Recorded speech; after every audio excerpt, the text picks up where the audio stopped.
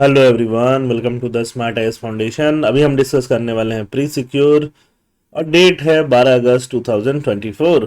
तो हमेशा की तरह हम लोग करेंगे 5 MCQ based on the current affairs, और इसको करने के बाद आपको अपना स्कोर कहाँ लिखना है? कमेंट सेक्शन में लिखना है। Starting with the question number 1, which of the following statement is correct regarding tactical index fund? Tactical fund utilizes a dynamic investment strategy to adjust a portfolio asset allocation actively.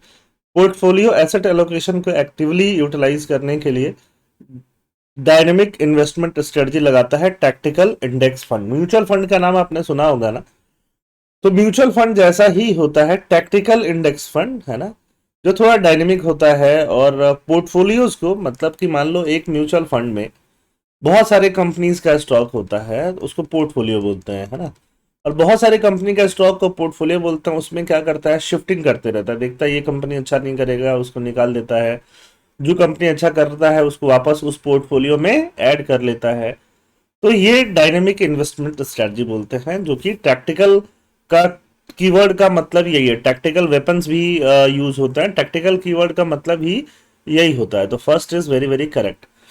Second क्या है, the primary objective of tactical index fund to match the performance of a specific index. Match the performance, अगर match ही करना होता है performance specific index का, for example Nifty 50 का नाम सुना होगा आपने, सेंसेक्स का नाम सुना होगा, ये सब क्या है, स्पेसिफिक इंडेक्स है।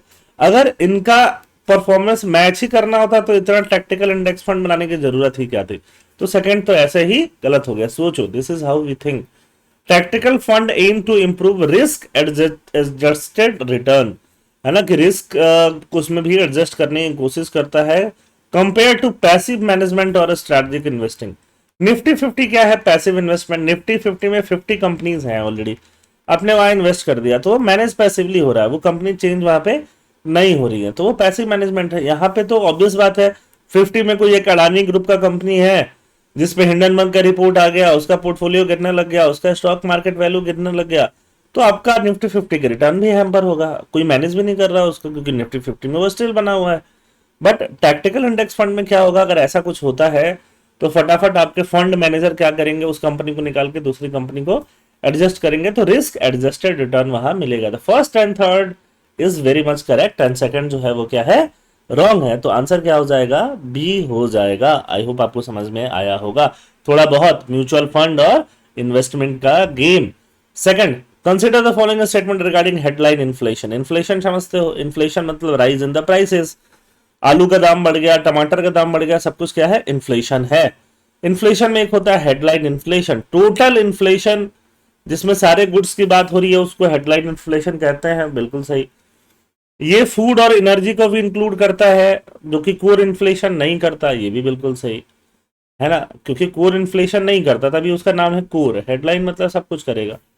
Third, it is calculated using producer price index. ये नहीं होता है, प्रोड्यूसर प्राइस इंडेक्स यहाँ नहीं यूज होता, कंज्यूमर प्राइस इंडेक्स ही यूज होता है। तो सेकंड का आंसर क्या आ जाएगा? ए, एंड थर्ड गलत है, ए 1 एंड 2 सही है। हिंडनबर्ग का नाम सुना है ना? हिंडनबर्ग एक कंपनी है जो रिसर्च करती है। क्या करती है? Hindenburg research is an investment research firm that focuses on analyzing accounting irregularities and illegal financing reporting practices। सही बात है। Hindenburg research investigates undisclosed transaction and fraudulent activities among companies। ये भी सही बात है, दोनों स्टेटमेंट जो है सही है। फ्रॉडुलेंट एक्टिविटीज को दिखाने की कोशिश कौन करता है? हिंडनबर्ग करता है। ठीक है, बोथ स्टेटमेंट सही होते हैं, तो आंसर सी। तुंगभद्रा रिवर जो है बहुत ज्यादा न्यूज में है, साउथ इंडिया में पड़ता है। तुंगभद्रा रिवर के बारे में बताओ। तो Tungabhadra river is a tributary of Godavari river. Godavari river का ट्रिब्यूटरी है कि नहीं है? बोलो। शायद गोदावरी रिवर का ट्रिब्यूटरी नहीं है, ये कृष्णा रिवर का है। It is formed by the union of Tunga and Bhadra. अब कुछ लोग सोचेंगे हाँ तभी तो नाम तुंगभद्रा बना, बट पहले ये आपको पता है क्या कि तुंगा और भद्रा नाम की रिवर एग्जिस्ट भी करती हैं कि नहीं?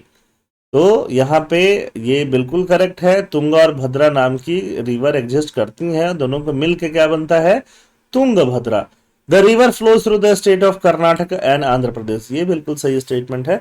सेकंड एंड थर्ड आर बिल्कुल करेक्ट स्टेटमेंट। फर्स्ट गलत है, क्योंकि ये गोदावरी की नहीं, रादर देन की कृष्णा रिवर की ट्रिब्यूटरी बनती है तुंगभद्रा। देखो ये कृष्णा, ये तुंगभद्रा नीचे से कर्नाटक से कहाँ घुसती है? आंध्र प्रदेश में घुसती है। वहां जाके किससे मिलती है? कृष्णा से।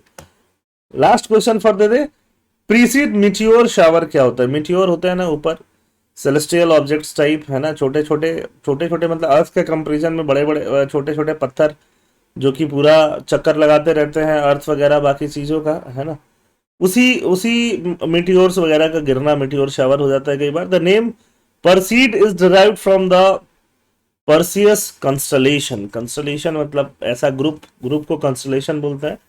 The Perseid meteor shower peaks during mid July each year. Mid July में पीक हो जाता है। अभी हम ये क्वेश्चन कर रहे हैं अगस्त के आसपास, तो अगर मिड जुलाई में पीक होता तो शायद अगस्त में हम इसको नहीं कर रहे होते क्वेश्चन को, करंट अफेयर्स में, है ना, इसको हम जुलाई में ही कर रहे होते। तो ये क्वेश्चन गलत है। ऑब्वियस बात है, एग्जाम में तो ऐसा इस ये थिंकिंग लगा के आप इसको आंसर नहीं दे सकते हो, बट मैं अभी के लिए बता रहा हूँ। ये मिड अगस्त के आसपास क्या करता है? पीक करता है। It is known for producing fire ball which are larger burst of light and colour than regular meteors. Third बिल्कुल करेक्ट है। दो स्टेटमेंट करेक्ट होने से ओनली 2 करेक्ट हो जाएगा। First is correct, second is correct, third is correct, तो answer is B. I hope you have understood it all, है ना, ठीक है। चलिए कमेंट सेक्शन में आप अपना स्कोर लिखिए, और ये पीडीएफ टेलीग्राम चैनल पर मिलेगा जिसका लिंक मिलेगा डिस्क्रिप्शन बॉक्स में। तो टेलीग्राम चैनल खोलिए, वहां से पीडीएफ डाउनलोड करिए, और जो भी आपको नहीं आता था उनके नोट्स जरूर बनाइए। थैंक यू, जय हिंद।